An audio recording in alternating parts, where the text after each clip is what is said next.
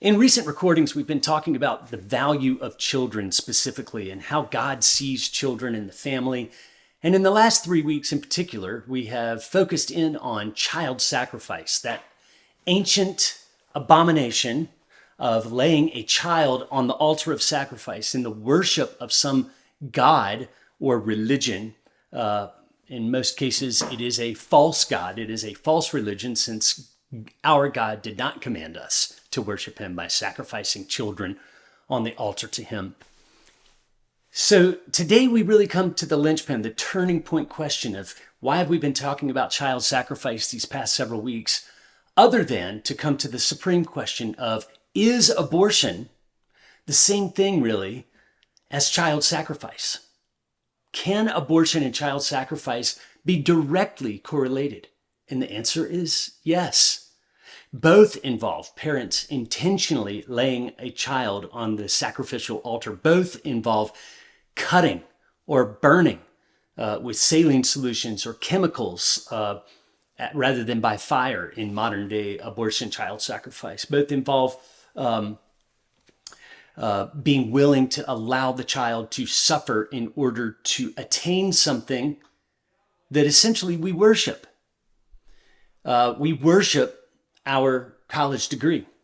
So we lay the child on the altar of sacrifice so that we can attain a college degree and put our life on the track toward career success.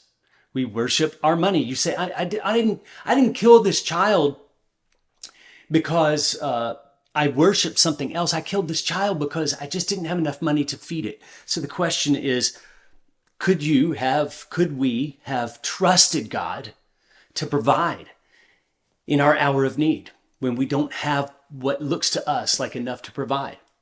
And because we worship security and because we worship having enough money to be able to provide the things that we want to do, because we worship that mentality, the child is laid on the sacrifice of the altar and dies because of our worship of that lifestyle. We worship our reputation. We want everyone to think that we're a good person who doesn't do anything immoral. And if anybody finds out that I have been fooling around in my private life, that's going to be a face-losing, shaming thing. And so the child is put on the altar of sacrifice, and his life is offered in exchange for a good reputation, a clean reputation, which is actually just a hidden clean reputation. That's not even true. The point being, abortion is always child sacrifice. The child dies because of something that we value or prize very highly. And what is so sad is to realize that we commit this atrocity with a child that is always, always, always more valuable than the thing that we think we are sacrificing it in worship of. The career, the money, the reputation, the college degree. These things pale in comparison to the value of an innocent human life. Abortion intentionally takes an innocent human life, meeting our definition of murder and child sacrifice.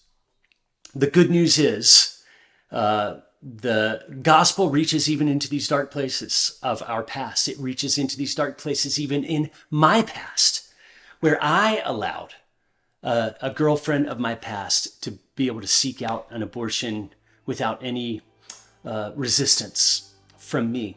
And we realize this is something that I carry guilt for. It's something that I carried for many years shame for, until I found out exactly how the gospel applies to that painful area of my life. If you find yourself in this situation, keep watching these videos, because you're going to find out exactly how the grace of the gospel comes to bear specifically on the guilt and the shame of abortion.